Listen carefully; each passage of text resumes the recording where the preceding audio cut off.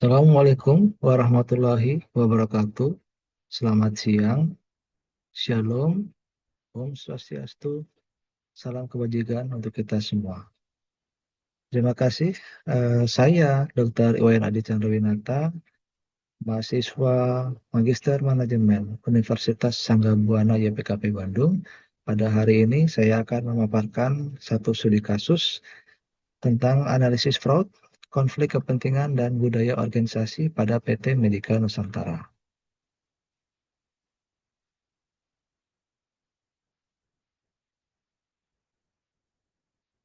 Pendahuluan, latar belakang, dan perumusan masalah. Konteks strategi sektor kesehatan. Pada industri ini memiliki peran vital dalam mendukung layanan kesehatan publik. Sehingga setiap pelanggaran dalam pengadaan barang dan jasa pemerintahan akan berdampak langsung pada kualitas layanan kesehatan masyarakat, serta kerugian finansial negara. Identifikasi pelanggaran berat perusahaan pada PT Medika Nusantara terbukti melakukan praktik penyuapan, pengaturan tender hingga manipulasi harga sebesar 40% di atas harga pasar yang wajar, dan menentukan kegagalan mendasar dalam tata kelola dan etika organisasi perusahaan. Landasan hukum dan regulasi pengadaannya, praktik bisnis perusahaan melanggar Undang-Undang Nomor 20 Tahun 2023, yaitu tentang Perbendaharaan Negara serta Peraturan Presiden Nomor 16 Tahun 2018 yang mengharuskan adanya transparansi dan akuntabilitas tinggi dalam setiap proses kontrak dengan instansi pemerintahan. Kerangka analisis permasalahannya, rumusan masalah difokuskan pada analisis menggunakan teori fraud triangle, fraud diamond, serta standar ISO terbaru untuk mengidentifikasi akar penyebab, dampak risiko, dan strategi implementasi tata kelola anti korupsi yang berkelanjutan. Ringkasan kasus pelanggarannya, pertama, penemuan bukti kecurangan audit dalam audit internal kuartal kedua 2025 mengungkapkan praktek penyuapan pejabat sebesar 5-12% dari nilai kontrak. Temuan pula pengaturan spesifikasi teknis yang memanipulasi tender agar hanya PT Medika Nusantara yang memenuhi syarat formalitas tersebut. Manipulasi harga dan biaya, perusahaan menaikkan harga alat kesehatan rata-rata 40% di atas harga pasar yang wajar, dengan menambah biaya logistik fiktif. Selain itu, terdapat pembebanan biaya pelatihan teknis sebesar 15% yang pelaksanaannya tidak sesuai dengan kesepakatan kontrak. Kemudian ketiga, kegagalan transparansi manajemen. Laporan hasil audit awal disembunyikan dari Dewan Komisaris dan pemegang saham oleh jajaran direksi. Direktur utama melegalkan praktek ini sebagai kebiasaan lumrah demi kelangsungan bisnis dan menjaga citra perusahaan dari potensi pembatalan kontrak. Kemudian yang keempat, pengungkapan melalui jalur eksternal. Jadi kasus ini akhirnya terungkap ke publik setelah salah satu staf keuangan melaporkan pelanggaran kepada KPK. Tindakan ini diambil sebagai tindakan staf karena tidak mempercayai efektivitas dan keamanan sistem pelaporan internal yang tersedia di perusahaan.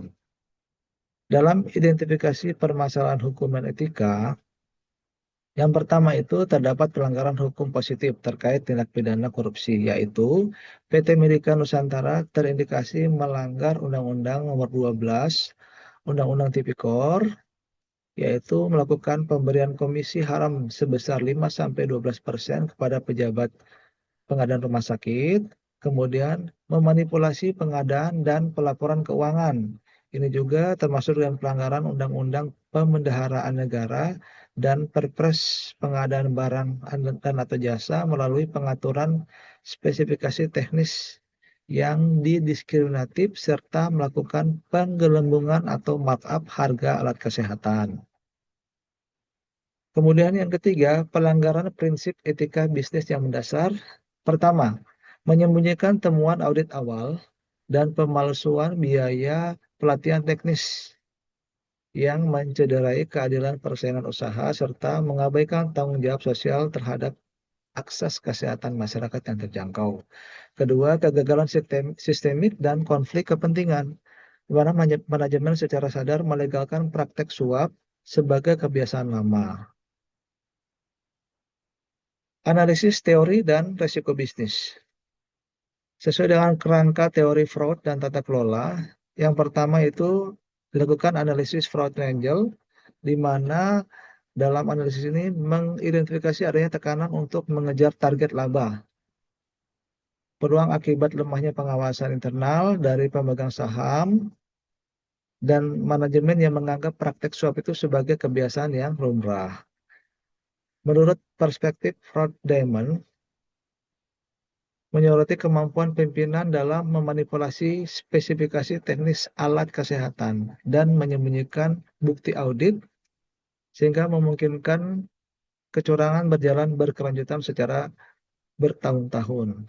Kemudian ketiga yaitu kegagalan tata kelola menurut G20 atau OECD, yang mana menilai pelanggaran prinsip transparansi dan akuntabilitas laporan audit disembunyikan dari Dewan Komisaris, serta hilangnya kemandirian komite audit yang tunduk pada arahan sepihak dari manajemen yang tertinggi. Sesuai dengan analisis standar internasional dan ESG, di mana implementasi sistem manajemen anti suap berbasis ISO 37001, perusahaan wajib menyusun kebijakan anti suap yang komprehensif, melakukan penilaian risiko dan proses pengadaan, serta penyelenggaraan pelatihan berkala guna pembangunan budaya integritas yang sesuai dan standar global yang terbaru. Kemudian penerapan sistem pelaporan pelanggaran menurut ISO 37002, di mana membangun saluran pelaporan yang aman, rahasia, dan bebas dari ancaman pembalasan. Kemudian integrasi prinsip G20 OECD 2023 dalam tata kelola yang dapat mengoptimalkan 5 prinsip utama, yaitu transparansi, akuntabilitas, keadilan, tanggung jawab, dan kemandirian, untuk memastikan Dewan Komisaris serta Komite Audit berfungsi secara independen dalam pengawasan operasional perusahaan. Analisis standar internasional dan ESG itu dapat mengevaluasi kinerja berdasarkan kerangka ESG dan CSRD Uni Eropa, di mana dapat dinilai dampak sosial dari penyediaan alat kesehatan yang berkualitas dan terjangkau, serta memastikan tata kelola perusahaan memenuhi standar. Kemudian kedua, penguatan manajemen kepatuhan sesuai ISO 37301. Dapat membentuk unit kepatuhan independen yang memiliki wewenang langsung kepada komisaris untuk melakukan pemetaan regulasi serta audit kepatuhan rutin guna menghindari praktek ilegal di masa depan. Analisis pemangku dan kepentingan akar penyebab. Identifikasi dampak negatif pemangku kepentingan, praktik kecurangan mengakibatkan kerugian finansial bagi negara akibat pemborosan anggaran, merugikan masyarakat dan pasien melalui peningkatan biaya layanan kesehatan dan penurunan kualitas alat kesehatan. Kegagalan kepemimpinan dan budaya organisasi, akar masalahnya itu pada direktur utama yang melegalkan praktek suap sebagai kebiasaan yang lumrah, serta budaya organisasi yang lebih mengutamakan hasil instan dibandingkan kepatuhan terhadap aturan dan etika bisnis yang berlaku. Kemudian strategi pencegahan dan perbaikan, di mana strategi ini yang utamakan adalah menetapkan komitmen puncak melalui fakta integritas. Jadi Dewan Komisaris dan Direksi wajib menandatangani pernyataan integritas sebagai teladan utama organisasi. Kemudian mengimplementasikannya pemisahan wewenang secara ketat. Perusahaan harus memisahkan fungsi antara tim pengadaan, verifikasi barang, dan keuangan untuk mencegah monopoli keputusan. Kemudian membentuk kepatuhan, unit kepatuhan, dan sistem pelaporan independen. Membangun saluran pelaporan pelanggaran standar sesuai standar ISO 37002 guna menjamin kerahasiaan identitas dan perlindungan penuh bagi pelapor guna memastikan setiap pelanggaran internal dapat terdeteksi tanpa rasa takut. Program budaya dan etika, yaitu pembangunan sistem pelaporan independen yang sesuai standar ISO 37002, dan sistem ini akan menjamin perlindungan penuh bagi pelapor dari tindakan pembalasan. Roadmap pemulihan dan sertifikasi anti korupsi menjalankan peta jalan strategis yang dimulai dari penggantian pimpinan yang terlibat hingga perolehan sertifikat ISO 37001 dan laporan ESG. Dampak dan kesimpulannya, Mitigasi risiko operasional dan finansial langkah perbaikan strategis bertujuan menghentikan potensi denda pidana hingga 10 kali lipat. Kemudian pemulihan kepercayaan pemangku kepentingan, hal ini krusial untuk mendapatkan kembali akses pendanaan perbankan dan pembangunan kerjasama dalam jangka panjang dengan mitra bisnis.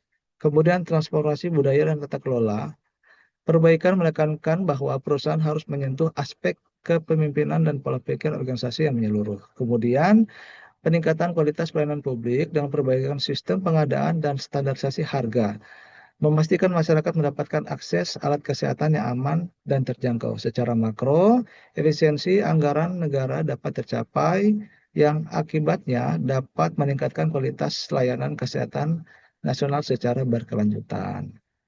Baik, terima kasih presentasi dari saya. Mudah-mudahan materi ini bisa bermanfaat untuk teman-teman sekalian. Terima kasih.